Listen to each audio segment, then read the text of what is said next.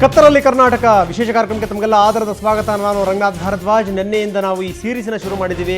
ನಿಜಕ್ಕೂ ಕರ್ನಾಟಕ ಕತ್ತಲಲ್ಲಿ ಮುಳುಗಿದೆ. ಈ ಸಂದರ್ಭದಲ್ಲಿ ರಾಜಕಾರಣಿಗಳು, ಅಧಿಕಾರಿಗಳು ಏನು ಮಾಡ್ತಾ ಇದ್ದಾರೆ ಅನ್ನುವಂಥದ್ದು, ಜೊತೆಗೆ ಈ ಪವರ್ ಬಗ್ಗೆ ಎಲ್ಲೋ ಒಂದು ಕಡೆಗೆ ಒಂದು ದೂರದೃಷ್ಟಿ ಅನ್ನುವಂಥದ್ದು ನಮ್ಮ ನಾಯಕರಲ್ಲಿ ಕಾಣಲೇ ಇಲ್ಲ. ಅದೆಲ್ಲದರ ಪ್ರತಿಫಲ ಇವತ್ತು ಕರ್ನಾಟಕ ಕತ್ತಲಲ್ಲಿ ಮುಳುಗಿರುವಂಥದ್ದು. ನಗರದಲ್ಲಿ ಓಕೆ ಅಂತೂ ಬೆಂಗಳೂರಿನಲ್ಲಿ ಒಂಚೂರು ಪರವಾಗಿಲ್ಲ, ನೀವು ಹಳ್ಳಿ ಕಡೆ ಹೋಗ್ಬಿಟ್ರೆ ಹಳ್ಳಿ ಜನರನ್ನ ಇವರು ಮನುಷ್ಯರು ಅಂತ ಕನ್ಸಿಡರೇ ಮಾಡಿಲ್ಲ ಅಂತ ನಾವೆಲ್ಲಿ ಸ್ಪಷ್ಟವಾಗಿ ಹೇಳಲೇಬೇಕು. ಯಾಕಂದರೆ ಕೊಟ್ಟರೆಷ್ಟು ಬಿಟ್ಟರೆಷ್ಟು ಅನ್ನುವಂಥ ಧೋರಣೆ. ಸೊ ಇಂಥ ಸಂದರ್ಭದಲ್ಲಿ ಜನ ಇವ್ರನ್ನ ಕ್ಷಮಿಸ್ತಾರಾ ಅನ್ನುವಂಥದ್ದು ಮತ್ತೊಮ್ಮೆ ಹೇಳುವಂಥ ಪ್ರಶ್ನೆ. ಸಾಕಷ್ಟು ಮಾತನಾಡೋದಿದೆ. MG ಪ್ರಭಾಕರ್ ನಮ್ಮ ಜೊತೆಗಿದ್ದಾರೆ, ಇಂಧನ ತಜ್ಞರು. ಕೋಡಿಹಳ್ಳಿ ಚಂದ್ರಶೇಖರ್ ಇದ್ದಾರೆ, ರೈತ ಮುಖಂಡರು. ಮತ್ತೊಬ್ಬ ಇಂಡಸ್ಟ್ರಿಯಲಿಸ್ಟ್ ಕೂಡ ನಮ್ಮ ಜೊತೆಗೆ ಜಾಯ್ನ್ ಆಗ್ತಾ ಇದ್ದಾರೆ. ಅವ್ರ ಜೊತೆಗೂ ಕೂಡ ಚರ್ಚೆ ಮಾಡೋಣ. ವಿಶೇಷ ಕಾರ್ಯಕ್ರಮಕ್ಕೆ ಮತ್ತೊಮ್ಮೆ ತಮಗೆಲ್ಲ ಸ್ವಾಗತ. ನೀವು ವಿದ್ಯುತ್ತನ್ನೇ ಕೊಡದೇ ಪ್ರಗತಿ ಕಾಣಬೇಕು ಅಂತಂತಂದರೆ ಅದು ಹೇಗೆ ಸಾಧ್ಯ ಸ್ವಾಮಿ? BJP ಸರ್ಕಾರ ಈ ಬೇರೆ ಬೇರೆ ಉದ್ಯಮಿಗಳನ್ನು ಈಗ ಕರೆಸ್ತಾ ಇದ್ದಾರೆ ಕರ್ನಾಟಕಕ್ಕೆ. ನಿಮ್ಗೆ ಅಲ್ಲಿ ಭೂಮಿ ಕೊಡ್ತೀವಿ, ಇಲ್ಲಿ ಭೂಮಿ ಕೊಡ್ತೀವಿ, ನೀವು ಅಷ್ಟು 1000 ಕೋಟಿ ಸುರಿರಿ, ಇಷ್ಟು 1000 ಕೋಟಿ ಸುರಿರಿ, ನಿಮಗೆಲ್ಲದನ್ನೂ ಕೂಡ ನಾವು ವ್ಯವಸ್ಥೆ ಮಾಡಿಕೊಡ್ತೀವಿ ಅಂತ. ಆದರೆ ಕರೆಂಟ್ ಕೊಡೋಕ್ಕೆ ಇವ್ರಿಗೆ ಶಕ್ತಿ ಇಲ್ಲ ಅಂದಮೇಲೆ ಈ ಉದ್ಯಮಪತಿಗಳು ಇಲ್ಲಿ ಬಂದುಬಿಟ್ಟು ಅವರು ಕಡಿದು ಕಟ್ಟೆ ಹಾಕುವಂಥದ್ದು ಏನು ಅನ್ನುವಂಥದ್ದೊಂದು. ಜೊತೆಗೆ ಇರುವಂಥ ಕೈಗಾರಿಕೆಗಳು ಏನಾಗ್ತಾ ಇದೆ ಅಂತ ಈಗಾಗಲೇ ನಾವು ಹೆಡ್ಲೈನಲ್ಲಿ ಕೂಡ ಹೇಳಿದ್ವಿ. ಒಂದು ದಿವಸ ಕಾರ್ಖಾನೆಗಳನ್ನು ಮುಚ್ಚಿ ಅಂತ ಒಂದು ಮನವಿಯನ್ನು ಮಾಡ್ಕೊಂಡಿದ್ದಾರೆ ಶೋಭಾ ಕರಂದ್ಲಾಜೆ ಅವರು. ಸಕ್ಕರೆ ಕಾರ್ಖಾನೆ ಮಾಲೀಕರು ಇದಕ್ಕೂ ಕೂಡ ಒಪ್ಕೊಂಡಿದ್ದಾರೆ. ಅಂದರೆ ರಾಜ್ಯ ಯಾವ ಸ್ಥಿತಿಗೆ, ಯಾವ ದುಸ್ಥಿತಿ ಕಡೆಗೆ ಮುಖ ಮಾಡಿ ನಿಂತಿದೆ. ಬಹುಶಃ ಇದಕ್ಕಿಂತ ಇನ್ನೊಂದು ಉದಾಹರಣೆ ಮತ್ತೊಂದು ಸಿಗಲಿಕ್ಕಿಲ್ಲೇನೋ. ಜೊತೆಗೆ ಈ ಉದ್ಯಮಕ್ಕೂ ಕೂಡ ಯಾವ ರೀತಿ ಈ ಪೆಟ್ಟು ಬೀಳ್ತಾ ಇದೆ ಸರ್ಕಾರದ ಕ್ರಮದಿಂದ, ಜೊತೆಗೆ ಈ ಕರೆಂಟ್ ಇಲ್ಲದೇ ಇರೋದ್ರಿಂದ. ಬನ್ನಿ ಒಂದು ವರದಿ ನೋಡೋಣ.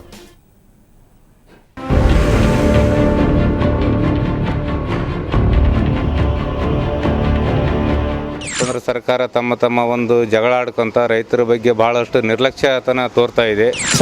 ಸರ್ಕಾರದ ಜಗಳದಾಗ ನಾವು ಬಡವರು ರೈತರೆಲ್ಲ ಹಾಳಾಗಿ ಬಿಟ್ಟಿದೆ. ಇಟ್ಟರೆ ಕೂಲಿ ಕೊಡೋದು, ಇಲ್ಲ ಅಂದ್ರೆ ಅವ್ರು ಏನೂ ಕೊಡೋಕ್ಕಿಲ್ಲ ನಮಗೆ.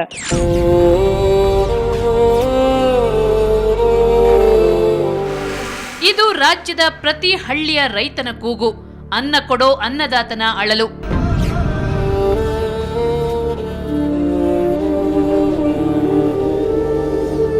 ಆದರೆ ಅಂಧಕಾರ ತುಂಬಿಸಿಕೊಂಡಿರೋ ಸರ್ಕಾರಕ್ಕೆ ಈ ರೈತರ ಕೂಗು ಹೇಗೆ ಕೇಳಿಸಬೇಕು ಹೇಳಿ? ಕರೆಂಟ್ ವಿಷಯದಲ್ಲಿ ಸರ್ಕಾರ ರೈತನನ್ನ ಕಳ್ಳನ ರೀತಿಯಲ್ಲಿ ಕಾಣ್ತಿದೆ. ರಿಯಾಯಿತಿಯಲ್ಲಿ ವಿದ್ಯುತ್ ಕೊಡ್ತಿದೆ ಅನ್ನೋ ಒಂದೇ ಕಾರಣಕ್ಕೆ ರೈತರಿಗೆ ಸರಿಯಾಗಿ ವಿದ್ಯುತ್ ಪೂರೈಸದೆ ಅವರ ಬದುಕಲ್ಲಿ ಚೆಲ್ಲಾಟ ಆಡ್ತಾನೆ ಬರ್ತಿದೆ.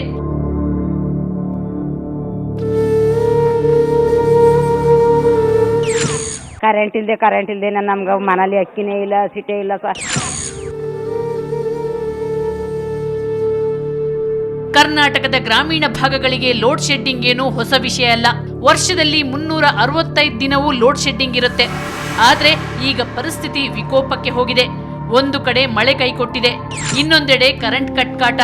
ಇವುಗಳ ಮಧ್ಯೆ ರೈತ ಕಂಗಾಲಾಗಿದ್ದಾನೆ. ರೈತ ಸಾಲದ ಭಾರ ತಾಳಲಾರದೆ ನೇಣಿಗೆ ಕೊರಳೊಡ್ಡುವ ಪರಿಸ್ಥಿತಿ ಎದುರಾಗಿದೆ.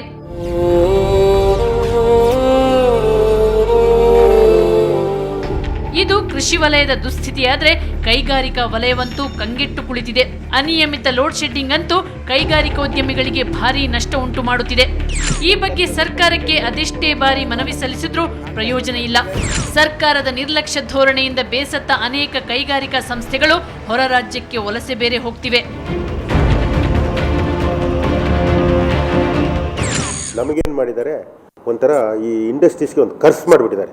ಹೇಗೆ, ನೀನು ಯೂಸ್ ಮಾಡೋ ಬಿಡೋ ಮಿನಿಮಮ್ ಚಾರ್ಜಸ್ ಕಟ್ಟು, ಪರ್ HP ಇಷ್ಟು ಅಂತ, ಡಿಪೆಂಡಿಂಗ್ ಅಪಾನ್ ದ ಸ್ಲ್ಯಾಬ್. ಒಂದೊಂದು ಸ್ಲ್ಯಾಬ್ಗೆ 10 HP ಇಷ್ಟು, 20 HP ಇಷ್ಟು, ಆ ಥರ ಮಾಡಿಬಿಟ್ಟು ಮಿನಿಮಮ್ ಚಾರ್ಜಸ್. ಈ ಬೆಸ್ಕಾಮ್ಸ್ಗೆ ಎಸ್ಕಾಮ್ಸ್ಗೆ ಏನೂ ಆಗಲ್ಲ. ಯಾಕೆಂದರೆ ಅವ್ರಿಗೆ ಮಿನಿಮಮ್ ಚಾರ್ಜಸ್ ಬಂದೇ ಬರುತ್ತೆ. Whether the give power 24 hours power supply ಮಾಡ್ತೀವಿ ಅಂತ ಹೇಳಿಬಿಟ್ಟು ನಮಗೆ ಮಿನಿಮಮ್ ಚಾರ್ಜಸ್ ಕಲೆಕ್ಟ್ ಮಾಡೋದವರು. ಇವರು 5 ಅವರು 6 ಅವರು ನಮಗೆ ಪೀಕ್ ಟೈಮ್ನಲ್ಲಿ ಕಟ್ ಮಾಡಿದರೆ ಹೆಂಗೆ ನಡೆಯುತ್ತೆ?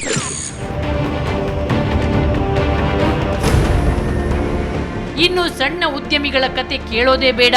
ರಾಜ್ಯದ ಇಂಧನ ನೀತಿ ಈಗಾಗಲೇ ಸಣ್ಣ ಕೈಗಾರಿಕೋದ್ಯಮವನ್ನ ವಿನಾಶದ ಅಂಚಿನಲ್ಲಿರಿಸಿದೆ. ಕಷ್ಟಪಟ್ಟು ಧೈರ್ಯ ಮಾಡಿ ರಾಜ್ಯದಲ್ಲೇ ಉಳಿದುಕೊಂಡಿರುವ ಕೈಗಾರಿಕೋದ್ಯಮಿಗಳಂತೂ ಈಗ ಪಶ್ಚಾತ್ತಾಪ ಪಡುತ್ತಿದ್ದಾರೆ. ದೊಡ್ಡ ದೊಡ್ಡ ಇಂಡಸ್ಟ್ರೀಸ್ಗೆ AMS ಸಾಕಷ್ಟು ಹಣ ಕೊಟ್ಟು ಬುಕ್ ಮಾಡಿರೋಂಥ ಮಿಷಿನ್ಗಳು ಆರ್ಡರ್ಗಳು ಇವತ್ತು ಕ್ಯಾನ್ಸಲ್ ಆಗ್ತಾ ಇದೆ. ಅಂದರೆ ರಿಸೆಷನ್ ಶುರುವಾಗ್ತಾ ಇದೆ ಅಂತ ಆಯಿತು. ಅದ್ರ ಮಧ್ಯೆ ಈ ಪವರ್ ಪ್ರಾಬ್ಲಮ್, ಮೇಜರ್ ಆಗಿ ಪವರ್ ಪ್ರಾಬ್ಲಮ್ ಇವತ್ತು ಶುರುವಾಗಿದೆ. ಇವತ್ತು ಸಾಕಷ್ಟು ಜನ ಸ್ಮಾಲ್ ಎಂಟರ್ಪ್ರಿನರ್ಸು ಕೆಲಸಗಳಿಲ್ಲದೆ, ಮತ್ತು ಈ ಪವರ್ ಪ್ರಾಬ್ಲಮ್ ಆಗಿರೋದ್ರಿಂದ ಅವ್ರಿಗೆ ಬ್ಯಾಂಕ್ಗಳು ಸಾಲ ಕಟ್ಟೋಕ್ಕಾಗದೆ, ಸ್ಯಾಲ್ರಿಗಳು ಕಟ್ಟೋಕ್ಕಾಗದೆ, ಸಾಕಷ್ಟು ಇವಾಗ ಏನು ಆಯುಧ ಪೂಜೆ ಆಯಿತು, ಸುಮಾರು ಇಂಡಸ್ಟ್ರೀಸ್ ಮುಚ್ಚೋ ಸ್ಥಿತಿಗೆ ಬಂದುಬಿಟ್ಟಿದೆ ಈಗ. ಯಾಕೆ ಪೂಜೆ ಮುಗಿಸ್ಕೊಂಡು ಬಾಗಿಲು ಹಾಕಿರೋರು ಮತ್ತೆ ಓಪನ್ ಮಾಡ್ತಾರೋ ಇಲ್ಲೋ ಅಂಥ ಪರಿಸ್ಥಿತಿ ಬಂದ್ಬಿಟ್ಟಿದೆ.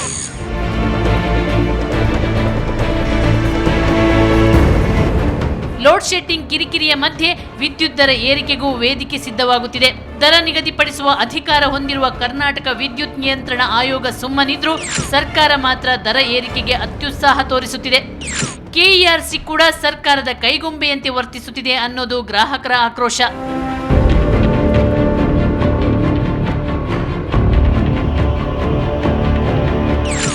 ಕಲ್ಲಿದ್ಲಿಲ್ಲ, ಕೇಂದ್ರ ಸರ್ಕಾರ ವಿದ್ಯುತ್ ಪೂರೈಸುತ್ತಿಲ್ಲ ಅಂತ ಹೇಳಿ ಇಂಧನ ಸಚಿವರು ಮುಖ್ಯಮಂತ್ರಿಗಳು ಅದ್ಯಾರ್ಯಾರ ಮೇಲೇನೋ ಗೂಬೆ ಕೂರಿಸ್ತಾರೆ. ಈ ರೀತಿ ಸುಳ್ಳು ಹೇಳಿ ರಾಜ್ಯದ ಜನತೆನ ಕತ್ಲಲ್ಲಿರಿಸ್ತಿದ್ದಾರೆ. ಆದರೆ ಜನರೇನು ಮೂರ್ಖರ? ಖಂಡಿತ ಇಲ್ಲ. ಸರ್ಕಾರ ಈ ರೀತಿ ಸುಳ್ಳು ಹೇಳೋ ಬದಲು ಸತ್ಯನ ಬಿಚ್ಚಿಡ್ಲಿ. ಈ ಸಮಸ್ಯೆನ ಪರಿಹರಿಸಲು ಪ್ರಾಮಾಣಿಕವಾಗಿ ಪ್ರಯತ್ನಿಸಲಿ. ಆ ಮೂಲಕ ನಮ್ಮ ರಾಜ್ಯದ ಸರ್ವತೋಮುಖ ಅಭಿವೃದ್ಧಿಗೆ ಪ್ರಯತ್ನಿಸಲಿ. ಕ್ಯಾಮರಾಮನ್ ಮಂಜು ಜೊತೆ ವಿಜಯಲಕ್ಷ್ಮಿ ಶಿಬರೂರು, ಸುವರ್ಣ ನ್ಯೂಸ್ 24/7 ಬೆಂಗಳೂರು.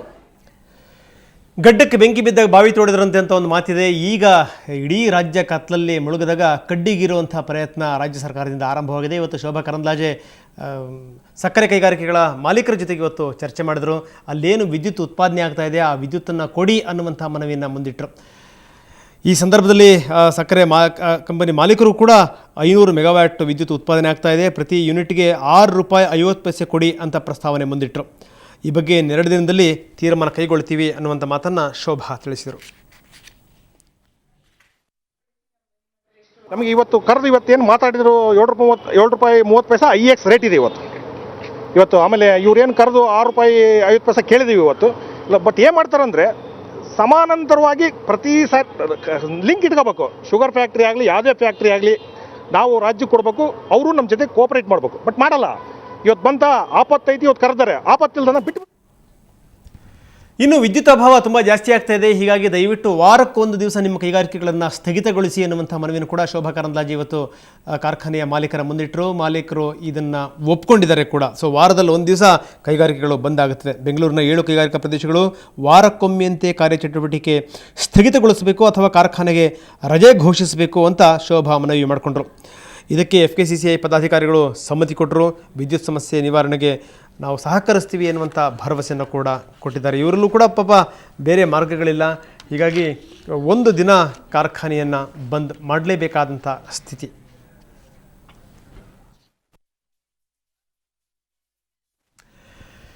ಸೊ ಯಾವಾಗಲೂ ಸಂಕಷ್ಟ ಬಂದಾಗಲೇ ಅದನ್ನು ಉಳಿಸುವಂಥ ಮಾರ್ಗ ಹೇಗೆ, ಅದು ಕೂಡ ನಮ್ಗೆ ಗೋಚರ ಆಗುವಂಥದ್ದು. ಈಗ ವಿದ್ಯುತ್ ಕ್ಷಾಮವನ್ನು ರಾಜ್ಯ ಎದುರಿಸ್ತಾ ಇದೆ. ಇಂಥ ಸಂದರ್ಭದಲ್ಲಿ ಕೆಲವೊಂದು ಟಿಪ್ಸ್ಗಳನ್ನು ಜನರಿಗೆ ಕೊಡಲೇಬೇಕು. ನಾವು ಕೂಡ ನಿನ್ನೆ ವಿಶೇಷ ಕಾರ್ಯಕ್ರಮದ ಮುಖಾಂತರ ಒಂದು ಮನವಿ ಮಾಡಿದ್ವಿ.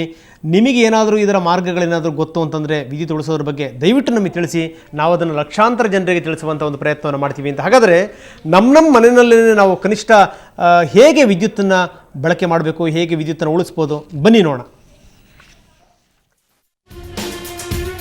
ಮುಖ್ಯವಾಗಿ ವಿದ್ಯುತ್ ಬಳಕೆ ಮಾಡೋದನ್ನು ನಿಲ್ಲಿಸ್ಬಿಡಿ. ಯಾಕಂದರೆ ರಾಜ್ಯ ವಿದ್ಯುತ್ ಕ್ಷಾಮವನ್ನು ಎದುರಿಸ್ತಾ ಇದೆ. ಬೆಳಗ್ಗೆ ಹೊತ್ತು ಯಾವುದೇ ಲೈಟ್ಗಳನ್ನು ಹಾಕಬೇಡಿ. ಅಗತ್ಯ ಇದ್ದರೆ ಮಾತ್ರ ಉಪಯೋಗಿಸಿ. ಫ್ಯಾನ್ ಬಳಕೆಯನ್ನು ಕಡಿಮೆ ಮಾಡಿ. ಇನ್ನು ಅಪಾರ್ಟ್ಮೆಂಟ್ ಮತ್ತು ಕಚೇರಿಗಳಲ್ಲಿ ಯಾವುದೇ ಕಾರಣಕ್ಕೂ ಲಿಫ್ಟ್ ಬಳಕೆ ಬೇಡ. ಆದಷ್ಟು ಲಿಫ್ಟ್ ಬಳಸೋದನ್ನು ಕಡಿಮೆ ಮಾಡಿ.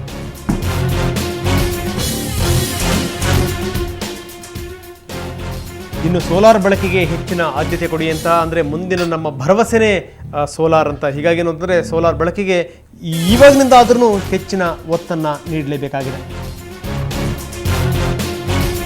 ಇನ್ನು ಸರ್ಕಾರಿ ಕಚೇರಿಗಳಲ್ಲಿ ಸುಮ್ಮನೆ ವಿದ್ಯುತ್ ದೀಪವನ್ನು ಉರಿಸಬೇಡಿ ಅನ್ನುವಂಥದ್ದು ನಮ್ಮ ಪ್ರಾರ್ಥನೆ. ಬೀದಿ ದೀಪಗಳು ನಿಗದಿತ ಸಮಯಕ್ಕೆ ಆಫ್ ಆಗಲಿ. ಆದರೆ ಯಾವುದೂ ಕೂಡ ಆಗ್ತಾ ಇಲ್ಲ. ಬೆಂಗಳೂರಿನಲ್ಲೂ ಕೂಡ ಹಲವಾರು ಕಡೆ ಬೀದಿ ದೀಪಗಳು ಉರಿತಾ ಇರೋದನ್ನು ನಾವೇ ಬೆಳಗಿನಿಂದ ತೋರಿಸ್ತಾ ಇದ್ದೀವಿ ನಿಮಗೆ. ಕ್ಯಾಂಡಲ್ ಬೆಳಕಲ್ಲಿ ಊಟ ಅದ್ಭುತವಾಗಿರುತ್ತೆ. ಸೊ ಯಾಕೆ ಇಂಥ ಸಂದರ್ಭದಲ್ಲಿ ನೀವು ಕೂಡ ಅದನ್ನು ಟ್ರೈ ಮಾಡಬಾರ್ದು? ವಿದ್ಯುತ್ ದೀಪ ಆರಿಸಿ ಒಂದ್ಸರಿ ಪ್ರಯತ್ನ ಮಾಡಿ ನೋಡಿ. ನಾವು ಮುಖ ನೋಡ್ತಿದ್ರೆ ಹೆಚ್ಚೆಚ್ಚು ಮಾತು ಬರೋದಿಲ್ವೇನೋ, ಆದರೆ ಕತ್ತಲಲ್ಲಿ ಕೂತಾಗ ಮಾತೇ ನಮ್ಮ ಒಂದು ಸೇತು ಆಗುತ್ತೆ. ಹೀಗಾಗಿ ಅಂದರೆ ನಿಮ್ಮ ಸಂಬಂಧಗಳು ಕೂಡ ಗಟ್ಟಿಯಾಗಬಹುದು. ಹೀಗಾಗಿ ದಯವಿಟ್ಟು ಕ್ಯಾಂಡಲ್ ಬೆಳಕಲ್ಲಿ ಊಟ ಮಾಡುವಂಥ ಒಂದು ಪ್ರಯತ್ನವನ್ನು ಮಾಡಿ. ಟಿವಿ ಫ್ರಿಜ್ಗಳನ್ನು ಎಷ್ಟು ಬೇಕೋ ಅಷ್ಟು ಮಾತ್ರ ಬಳಸಿ. ಫ್ರಿಜ್ನಲ್ಲಿ ಹೆಚ್ಚು ಐಟಮ್ಗಳು ಇರಲಿಲ್ಲ ಅಂತಂದರೆ ಫ್ರಿಜ್ ಯಾವಾಗಲೂ ಆನ್ ಇರಬೇಕು ಅನ್ನುವಂಥ ಕಾನ್ಸೆಪ್ಟ್ ಬೇಡ. ಫ್ರಿಜ್ಗಳನ್ನು ಆಫ್ ಮಾಡಲಿಕ್ಕೆ ಪ್ರಯತ್ನ ಪಡಿ. ಬೇಕಾದಾಗ ಮಾತ್ರ ಹಾಕ್ಕೊಳ್ಳಿ. ಇನ್ನು ಟಿ ವಿನೂ ಕೂಡ ಅಷ್ಟೇನೆ ಅನಗತ್ಯವಾಗಿ ಟಿ ವಿ ನೋಡೋದನ್ನು ಕೂಡ ಕಡಿಮೆ ಮಾಡಿ. ಮನೆಯಿಂದ ಹೊರ ಹೋಗುವಾಗ ಎಲ್ಲ ವಿದ್ಯುತ್ ದೀಪ ಫ್ಯಾನ್ಗಳನ್ನು ಆರಿಸೋಗಿ, ಜೊತೆಗೇನು ಅಂತಂದರೆ ಎಲ್ಲ ವಿದ್ಯುತ್ ದೀಪಗಳು ಆರಿದೆಯೋ ಇಲ್ಲೋ ಅಂತ ಒಂದಲ್ಲ ಎರಡು ಸರಿ ಕನ್ಫರ್ಮ್ ಮಾಡಿಕೊಂಡೆ ಹೊರಗಡೆ ಹೊರಡಿ. ಕೆಲಸ ಮಾಡಿ ಆಮೇಲೆ ಟಿ ವಿ ನೋಡಿ, ಕೆಲಸ ಮಾಡ್ತಾ ಟಿ ವಿ ನೋಡಬೇಡಿ. ವಿನಾಕಾರಣ ಹೆಚ್ಚೊತ್ತು ಗೀಝರ್ನ ಬಳಸಬೇಡಿ, ಅದರಲ್ಲೂ ಎಲೆಕ್ಟ್ರಿಕ್ ಗೀಝರ್ ಬಗ್ಗೆ ನಾವು ಹೇಳ್ತಿರುವಂಥದ್ದು. ಹೀಗಾಗಿ ಅನಗತ್ಯವಾಗಿ ಕರೆಂಟ್ ಕೂಡ ಪೋಲಾಗುತ್ತೆ. ಹೀಗಾಗಿ ವಿನಾಕಾರಣ ಹೆಚ್ಚೊತ್ತು ಗೀಝರ್ ಬಳಸೋದನ್ನು ನಿಲ್ಲಿಸಿ.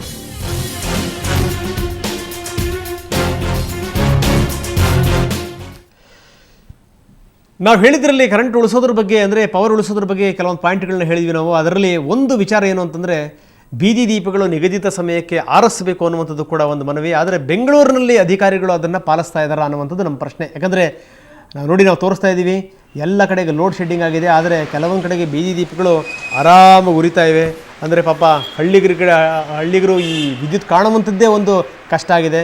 ಬೆಂಗಳೂರಿನಲ್ಲಿ ಯಾವುದೇ ಕಾರಣಕ್ಕೂ ಲೋಡ್ ಶೆಡ್ಡಿಂಗ್ ಇಲ್ಲ ಅಂತ ಸಚಿವರು ಘೋಷಣೆ ಮಾಡಾಗಿದೆ. ಆದರೆ ದಯವಿಟ್ಟು ಒಂದಷ್ಟು ಬೀದಿ ದೀಪಗಳನ್ನು ಆರಿಸುವಂಥದ್ರ ಬಗ್ಗೆಯೂ ಒಂದಷ್ಟು ಗಮನ ಕೊಡಿ ಅಂತ ಅಧಿಕಾರಿಗಳಲ್ಲಿ ನಮ್ಮ ಪ್ರಾರ್ಥನೆ. ಯಾಕಂದರೆ ಇವತ್ತು ಬೇರೆ ಬೇರೆ ಹಳ್ಳಿಗಳಿಗಾಗಿದ್ದು ನಾಳೆ ಬೆಂಗಳೂರಿಗೂ ಆಗಬೇಕು. ಯಾಕಂದರೆ ಬೆಂಗಳೂರಿಗೆ ಮೊದಲಾಗಬೇಕಾಗಿತ್ತು. ಹೀಗಾಗಿ ಹೆಚ್ಚು ಪರಿಣಾಮ ಜನಗಳಿಗೆ ಗೊತ್ತಾಗ್ತಿತ್ತೇನೋ. ಅಂಥದ್ರಲ್ಲಿ ಬೇರೆಯವರಿಗೆ ಕೊಡದಲ್ಲೇ ಕರೆಂಟನ್ನು ಬೆಂಗಳೂರಿಗೆ ಕೊಡ್ತಾ ಇದ್ದಾರೆ. ಆದರೆ ನಮ್ಮ ಸಂಬಂಧಪಟ್ಟಂಥ ಅಧಿಕಾರಿಗಳಾಗಿರ್ಬೋದು, ಆ ಕೆಲಸಗಾರರಾಗಿರ್ಬೋದು, ಬೀದಿ ದೀಪಗಳನ್ನು ಕೂಡ ಆರಿಸದೇ ಇರುವಷ್ಟು ಅವರಿಗೆ ನಿದ್ರೆ.